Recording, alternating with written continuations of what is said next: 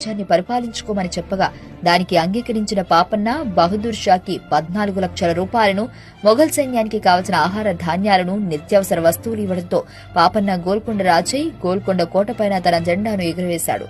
దీంతో ఒక్కసారిగా అగ్రవర్ణ కులాలు ఈ విషయాన్ని జీర్ణించుకోలేకపోయాయి.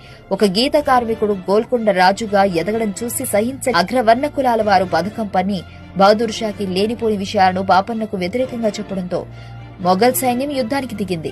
ఇలా 1709లో తాటికొండలో మొఘల్ సైన్యానికి పాపన్నకి మధ్య ఘోర యుద్ధం మొదలవగా కొన్ని నెలలు జరిగిన ఈ యుద్ధంలో గెలవడం అసాధ్యమని భావించిన పాపన్న అక్కడి నుండి రహస్య ప్రాంతానికి పారిపోయాడు.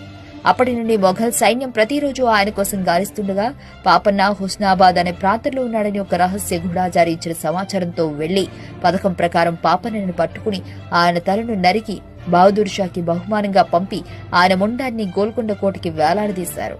సర్వాయి పాపన్న జీవితం గురించి తెలుసుకున్న బ్రిటిష్